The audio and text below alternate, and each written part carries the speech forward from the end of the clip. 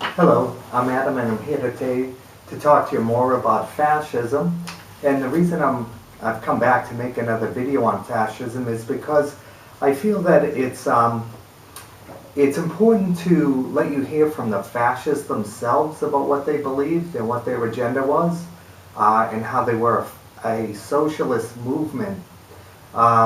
Because the myths and misinformation about fascism since World War II have been so great, not everybody accepts this idea. So what I wanted to do is just let you hear from the fascists themselves, Mussolini and Hitler primarily, but a couple of others. So I'll be quoting directly from these dictators and let you hear what they thought themselves. And I'll read some of it directly from a paper I wrote so that you can hear the words verbatim.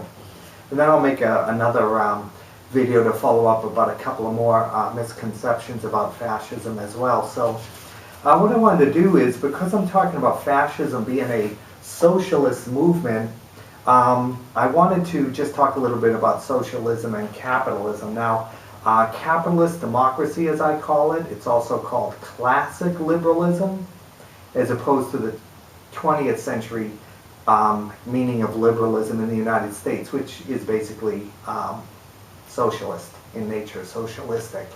And so classic democracy, classic liberalism, capitalist democracy, or libertarianism, as it's sometimes called now, sets the individual apart.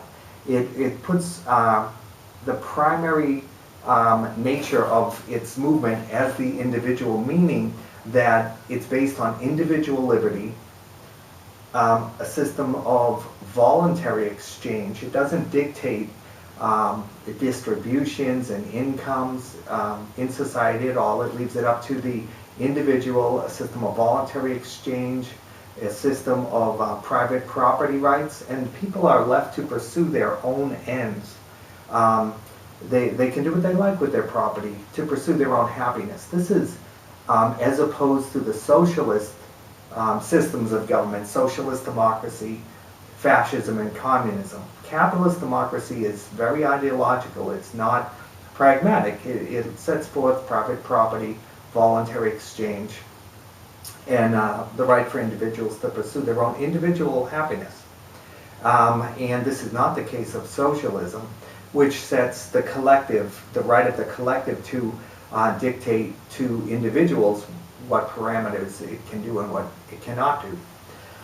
So what I did is I went here and talked to you a little bit about that in detail. Every form of socialist government, communism, fascism, and socialist democracy stand in direct contrast to the individualist morality of capitalism.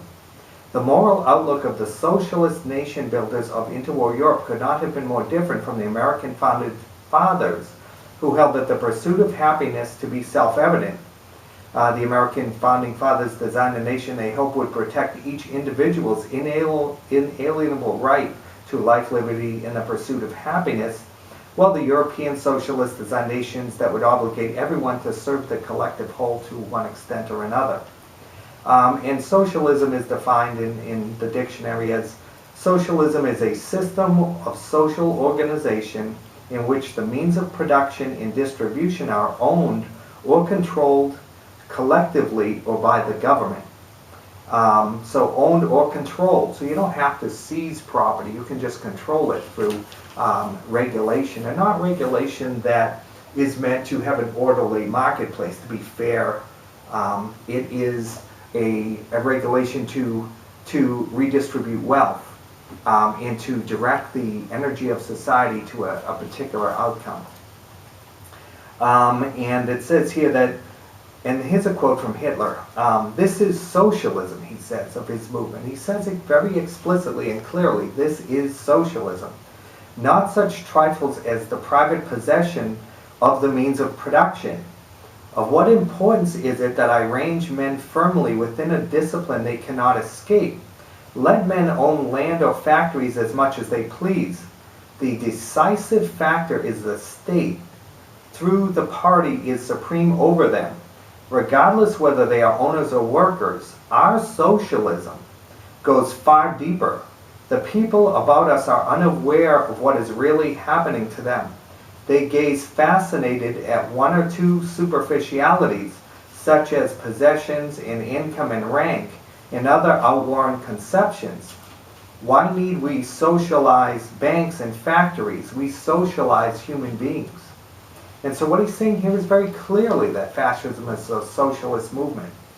And he goes on in another place to say, we demand a ruthless struggle against those activities, against the common interest, common criminals against the nation, users, profiteers, etc. must be punished by death, whatever their creed or race.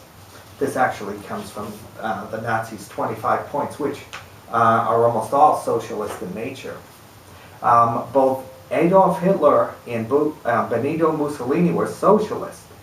Most of what they espoused would actually be considered left-wing or progressive in today's political environment, and many of their policies and programs of fascist Italy and Nazi Germany can be found in the platforms of many far left-wing movements today. Both Adolf Hitler and Benito Mussolini despised capitalism. They hated it to their core. They said so over and over. They called it the whore of the Enlightenment. And Hitler blamed capitalism along with the Jews for Germany's problems. He stated in this 1921 speech, for example, that, quote, if we asked who was responsible for our misfortune, then we must inquire who profited from our collapse. And the answer to that question is the banks and stock exchanges are more flourishing than ever before. He sounds like a Occupy Wall Streeter. And of the two well-known fascist dictators, Benito Mussolini and Adolf Hitler, Mussolini was the more intellectually articulate socialist. Mussolini, like many fascists, started out as a devout Marxist. And like most fascists, he came to reject communism for two primary reasons. Not because he ceased to be a socialist or believe in government power or redistributing wealth, but because he saw it as utopian and impractical. He saw that it didn't work. So the ideological socialism of communism had to be rejected in favor of more practical and workable socialism, socialist dictatorship of fascism. And a lot of ex-communists gravitate towards fascism because they see it as more workable, more pragmatic. And the Italian fascist Alfredo Rocco, for example, explains how communism leads to, quote, the dispersion of capital and therefore into poverty, and asks, quote, of what avail is it to then build a social machine which will more justly distribute wealth if the very wealth is destroyed by the construction of the machine, end quote. He points out how fascism, by contrast, allows people to hold property, quote, not because of the individual bearing, but because of its social utility. Notice, however, that there is no moral outrage against communism. Like many fascists, Rocco too saw communism as a misguided rival, not immoral in its aspirations. This rejection of communist utopianism is a common theme among former communists who convert to fascism. In the German economic writer Peter Drucker pointed out in 1939, quote, fascism is a stage reach after communism has proved an illusion. In Germany as elsewhere, communist intellectuals would be among the first to join the fascist movements, as Friedrich Hayek pointed out in his 1946 book, The Road to Serfdom, which is excellent, by the way. I would highly recommend it. And Hitler quoted as well, there is more that binds us to Bolshevism than separates us from it. I've also made allowances for this circumstance and given orders that former communists are to be admitted to the party at once. And again, people come to fascism either from communism because they see communism as unworkable, or they come to fascism from socialist democracy. They get tired of democracy and the horse trading, and as democracy ceases to function because of the corruptive nature of socialism, they give up on the democracy but keep their socialism. They become fascist, socialist dictatorship instead of socialist democracy. They see it, they grow tired and weary of democracy. And the philosophies of Italian fascism and German nationalism were not something new or controversial, invented by Benito Mussolini or Adolf Hitler. Every one of their ideas, both fundamental and superficial, were already widely accepted and propagated by other major parties in Europe.